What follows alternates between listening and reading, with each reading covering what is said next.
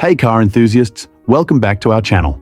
Today, we're diving into the history books to uncover the top 3 stupidest of the worst cars that came out in America in the 1975s, highlighting their design flaws, poor performance, and overall misguided concepts. So sit back, relax, and make sure to watch the video until the end. Your support means the world to us.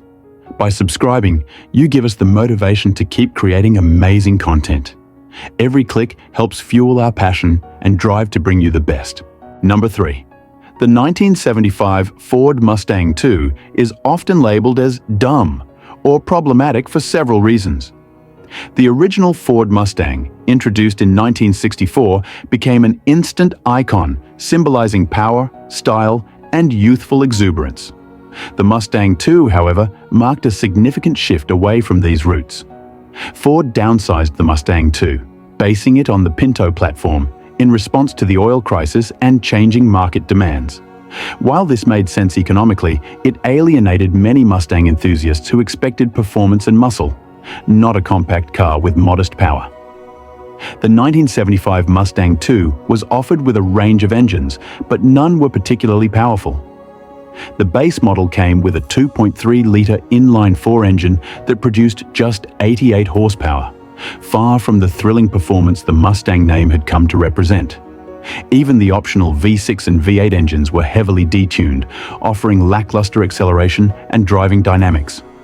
This underperformance made the Mustang II feel slow and unresponsive, a stark contrast to its predecessors. The Mustang II's design was also a departure from the bold, aggressive styling of the original Mustang. It featured a smaller, more compact body that some considered bland and uninspiring. While it aimed to capture the personal luxury car trend of the time, it ended up looking more like an economy car than a sporty, desirable vehicle. The loss of the fastback option, a signature of the original Mustang, further detracted from its appeal. During the mid-1970s, the automotive market was shifting, with increasing demand for fuel-efficient cars due to the oil crisis. The Mustang II was Ford's response to this, but it faced stiff competition from other compact cars that offered better performance, styling, and value. The Chevrolet Camaro and Pontiac Firebird, despite also being affected by the era's emission regulations, managed to retain more of their performance appeal than the Mustang II. For many consumers and enthusiasts, the Mustang II was a letdown. The car's performance and styling didn't live up to the Mustang legacy, leading to widespread disappointment. It was seen as a compromise, a Mustang in name only, lacking the power, excitement, and presence that the original had established. This perception damaged the Mustang's reputation and left many questioning Ford's direction with the model. While the Mustang II sold well initially due to its fuel efficiency and practicality, in a time of economic uncertainty, its long-term legacy is largely negative. It's often seen as the low point in the Mustang's history, a symbol of how far the model had strayed from its original mission. Enthusiasts generally regard it as one of the least desirable Mustangs ever made. In summary, the 1975 Ford Mustang II is considered dumb because it abandoned the muscle car heritage that made the Mustang an icon. It offered underwhelming performance, uninspiring design, and left many enthusiasts feeling disappointed with the direction Ford took. Despite its initial sales success, it remains a controversial chapter in the Mustang's history. Number 2. The 1975 Cadillac Fleetwood is a quintessential example of American automotive luxury from an era when bigger was often considered better. However, by the mid-1970s, the Fleetwood's excessive size, poor fuel economy, and increasingly outdated design led to it being seen as a symbol of excess rather than sophistication. Here's why the 1975 Cadillac Fleetwood is often regarded as a dumb or misguided vehicle, especially in the context of its time. The 1975 Cadillac Fleetwood was one of the largest cars on the road, with a wheelbase stretching over 133 inches and a length of nearly 20 feet. This sheer size contributed to the car's imposing presence, but also made it cumbersome to drive and park. The Fleetwood's weight, which approached 5,500 pounds, further exacerbated these issues, leading to sluggish performance and a driving experience that could feel more like piloting a boat than a car. The large size was intended to provide a sense of grandeur and comfort, with a spacious interior that could accommodate passengers in lavish style. However, by the mid-1970s, consumer preferences were beginning to shift away from such oversized vehicles, particularly as urban environments became more congested and practical considerations like parking and maneuverability became more important. One of the most significant criticisms of the 1975 Cadillac Fleetwood was its dismal fuel economy. The car was powered by a massive 8.2-liter V8 engine, which, while powerful, was also extremely inefficient. In an era marked by the aftermath of the 1973 oil crisis, when fuel prices were high and gas shortages were fresh in the public's mind, the Fleetwood's fuel consumption was out of step with the growing demand for more economical vehicles. The Fleetwood's fuel economy was among the worst in the industry, with real-world figures often falling below 10 miles per gallon. This was at a time when even luxury car buyers were beginning to consider the cost of operating such a large and thirsty vehicle. The Fleetwood's poor fuel economy made it an impractical choice for many, particularly as economic conditions in the mid-1970s made fuel efficiency an increasingly important factor in car purchases. The 1975 Cadillac Fleetwood's design was another point of contention.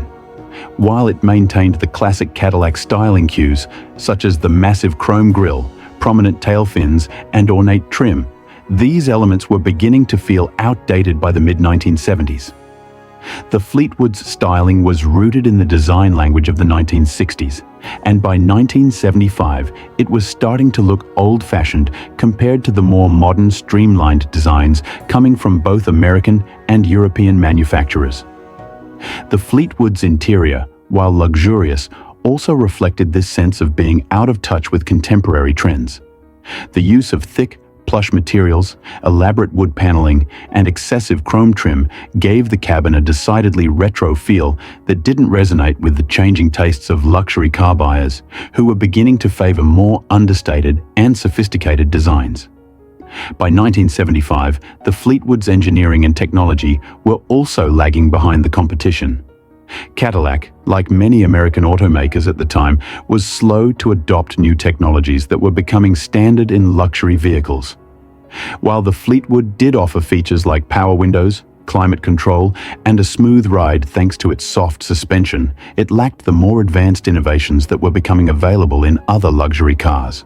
For example, Cadillac was slower to introduce more efficient engines, better handling dynamics, and advanced safety features that were being prioritized by both European and Japanese luxury brands. This lack of innovation made the Fleetwood feel increasingly outdated and out of step with the evolving automotive landscape. Ultimately, the 1975 Cadillac Fleetwood became a symbol of the excesses of the American automotive industry during the 1970s. Its enormous size, excessive weight, poor fuel economy, and outdated design all contributed to the perception that it was out of touch with the needs and desires of consumers. The car represented a bygone era of unchecked luxury and extravagance at a time when practicality, efficiency, and modernity were becoming more valued in the automotive world. As the decade progressed and the automotive industry faced increasing pressure to produce more efficient and innovative vehicles, the Fleetwood's shortcomings became even more apparent. While it remained a status symbol for some, for many others, it epitomized the misguided priorities of American car manufacturers in an era of significant economic and social change. Number 1. The 1975 Chrysler Cordoba was introduced as Chrysler's entry into the personal luxury car market, a segment that was highly popular in the 1970s. However, despite some initial success, the Cordoba earned a reputation for several reasons that led to it being considered a dumb or problematic vehicle. The Cordoba suffered from poor build quality, a common issue among many American cars of the era. This was a time when the auto industry, particularly Detroit's Big Three, was struggling with quality control. The Cordoba was no exception, with reports of various mechanical problems, subpar materials, and inconsistent assembly. These issues tarnished the car's reputation over time. While marketed as a personal luxury car, the Cordoba was quite large and heavy. This excessive weight not only affected the car's performance, but also its fuel economy. In the mid-1970s, the oil crisis made fuel efficiency a significant concern for consumers. The Cordoba's poor fuel economy was a major drawback, especially as consumer preferences began shifting towards smaller, more efficient vehicles.